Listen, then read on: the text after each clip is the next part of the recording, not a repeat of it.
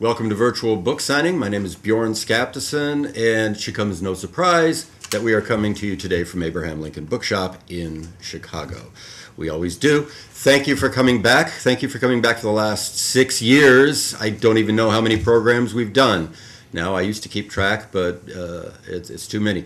We're here in the bookshop. We have a lot of people here today. We're going to talk to them. We're going to look at them. It's a beautiful day outside, and we thank you for joining us from wherever you are, and we want to thank all of you for joining us from where you are right now. This is June 2nd, 2012. That means it's the sesquicentennial of Robert E. Lee's first full day on the job as commander of the Army of Northern Virginia. Therefore, we're not going to talk about him at all. Theme for today's show is the Battle of Shiloh and the Battle of Corinth.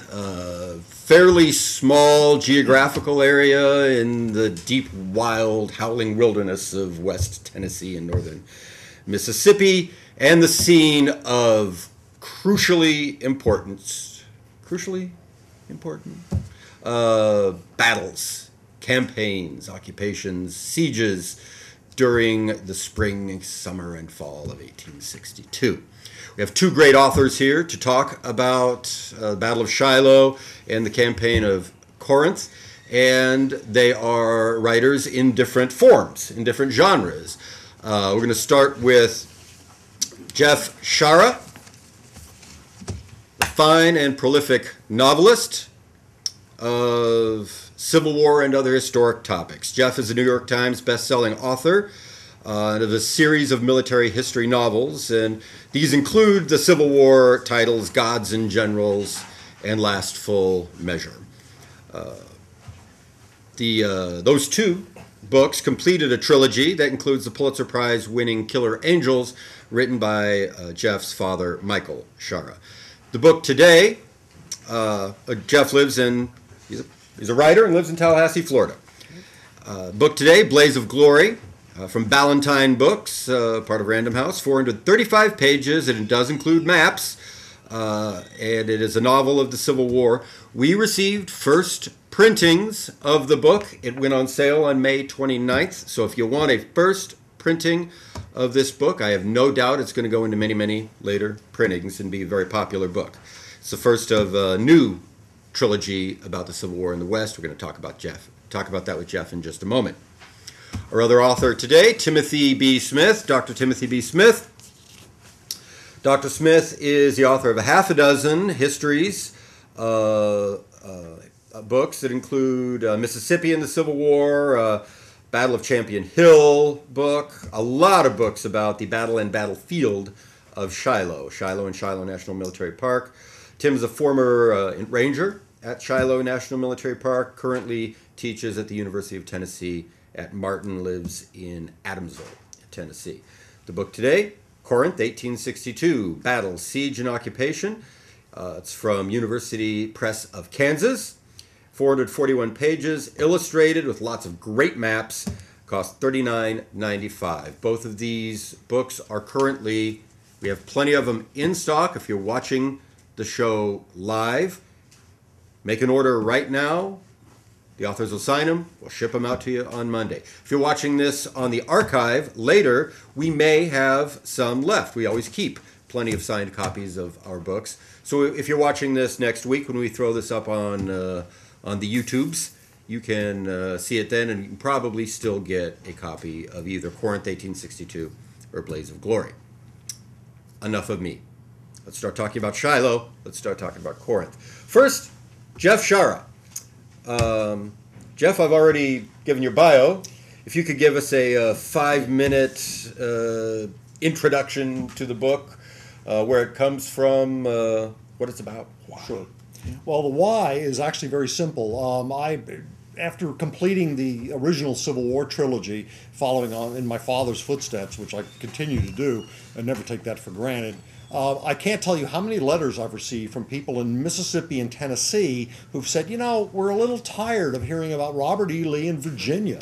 I mean, there's a whole lot of stuff that went on west of the Appalachians that nobody ever talks about. And I had to agree with that because I realized there's a lot of stuff west of the Appalachians that I knew nothing about.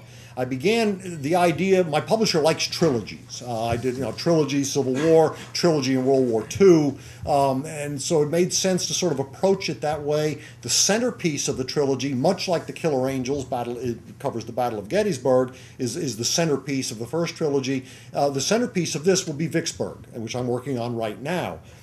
The logical place to start the first great battle in the West, which really is the first great battle of the war, and Manassas people might debate that, but in terms of casualties, Shiloh clearly is the first great battle of the war. And I went to the battlefield at Shiloh. It is a magical place. I knew it was a story I wanted to tell. The story of Albert Sidney Johnston, his loss to the Confederacy, what that does, changing, I posit that it changed history.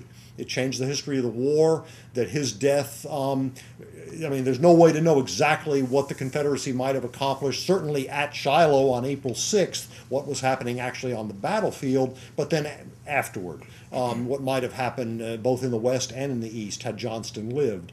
Sherman, Grant, pivotal characters later in the war. This is really where they get their, Grant has already won one battle and been dismissed for it. Henry Halleck, his commander, fires him. They don't get along very well. He's reluctantly reinstated. Had Grant lost at the Battle of Shiloh, we probably never would have heard of Ulysses Grant. It would have been the end of his career.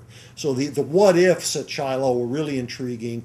Also, I take you, and this is something I began with the World War I, World War II stories, I take you back, instead of telling the story from the top down, I tell you the story also from the point of view of that kid, the kid with the bayonet from the 16th Wisconsin, a young lieutenant who rides with Nathan Bedford Forrest. That point of view, which I have not done before. And that was very interesting to research a whole different way, not just from the generals and those memoirs, but to get down into, in the footsteps of the grunts. So that's a big part of this story. And as I said, this is the first of a trilogy to be followed by Vicksburg, and then to finish that with Sherman from Atlanta through the Carolinas, the surrender to Joe Johnston. Sounds like a good start. Thank you. Tim, can you tell us a little bit about Corinth, 1862? You can't have Shiloh without Corinth. What's behind this book and why was it needed? Well, a lot of different things led me to work on Corinth. Some personal reasons. I grew up in Mississippi, basically between Vicksburg and Shiloh, and we would go to each pretty often. I had ancestors at Corinth, I had ancestors at Vicksburg and elsewhere as well, so there's always a connection there. In a more academic sense, though, what led me to Corinth some 20 years ago when I first started working on this was the fact that there's really nothing on Corinth out there. It certainly wasn't then. And I started working on basically a history of the battles of Iuka and Corinth, the fall 1862 battles of Iuka and Corinth. And then, of course, Peter Cozzens came out with his wonderful book, Darkest Days of the War. You can't compete with Peter Cozzens. So I kind of shelved it. I wrote several other books and so on. And as it turned out, I'm kind of glad he did come out with that, and I put it aside because when I took this subject back up, I went in a completely different direction. I kind of took out a lot of the Iuka part, which, I may do something with that a little bit later on. But what I decided to do was look at Corinth, the kind of the year-long importance of Corinth in 1862, and specifically look at the town, look at its importance, and really look at the siege in May of 1862, which immediately followed Shiloh. And look at other things like occupation, like the contraband issues there, the contraband camp, and all that.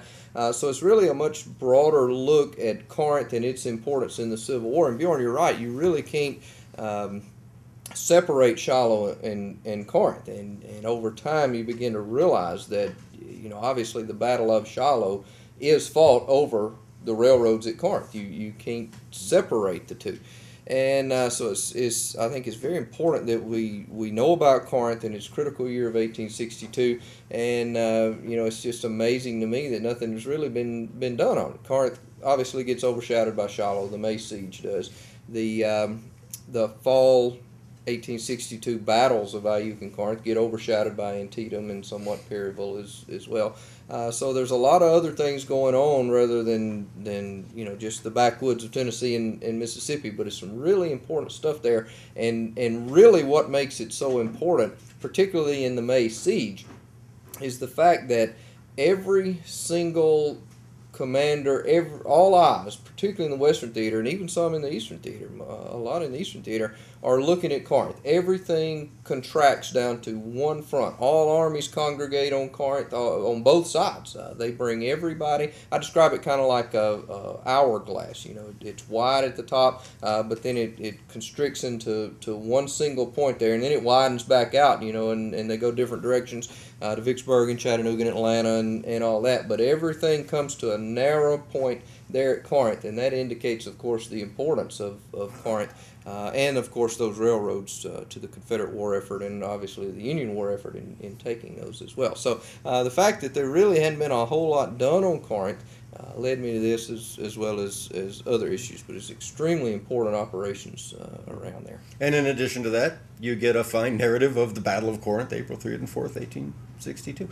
What do students of history get from studying a town like Corinth? I think a lot of Civil War battle narratives, battles seem to be remote from the communities that are nearby. Right. Well, really, you can't separate the towns from the battles either, because you often say you start naming battles, and they're most of the time fought right around towns because they're really fighting over transportation links, like I talked, the railroads and so on. And you start naming Gettysburg, Fredericksburg, Petersburg, Richmond, Vicksburg, Chattanooga, Corinth, Atlanta. Most of these battles are fought right around towns. And that's part of, I think, this new academic history, this new military history that we're seeing in academia today, where there's a lot of emphasis on looking beyond just the tactical actions where the brigades and regiments went, where that still important, and really that's still my favorite part as well, but including the social aspects of the town. How did it affect the town, the citizens? What impact did they have on the operations? We see that in Corinth as well. You also see this in military history as well. We're getting regimental studies and brigade studies now that emphasize not just where the regiment was on a battlefield and what they did and how many men they lost and so on, but they're looking at the social aspects of where these guys came from, what was their background, what were their jobs, how well off they were in terms of monetary and all that. So there's a lot of new type of social stuff that's coming out, and I think it is very important. We can learn a lot from studying towns, for instance, the significant ones like this, but also take that down to a lower level, kind of like you were talking about, from the bottom up, looking at the people that make up those towns and the units that fight there as well. It seems like it's doing something that Jeff has already talked about, that he does in novels, is find the stories that are hidden, that or have been previously cut out or not recognized. And you're looking at enlisted men. You write about Corinth. You write about... Well, exactly. I mean, my stories, they're not event-driven stories. They're character-driven stories. And the biggest challenge I face in starting out writing any of these books, who the character is going to be. Who are the voices going to be? Some are obvious. When you're talking about Shiloh, a character like Sherman, a character like Johnston, those are the, in Forrest or Grant or Benjamin Prentice. These are obvious characters. The less obvious ones are trying to come up with a composite maybe of that private, the guy who has to sort of face what's happening right in front of him. Someone's trying to kill him. How does he respond to that? He's getting letters from home. How does he respond to that? All of that, the relationship with his own tent mates and his own sergeant. And it's very personal. And it's not always pleasant. It's not always heroic. But I try to make it as real as I can. Yeah.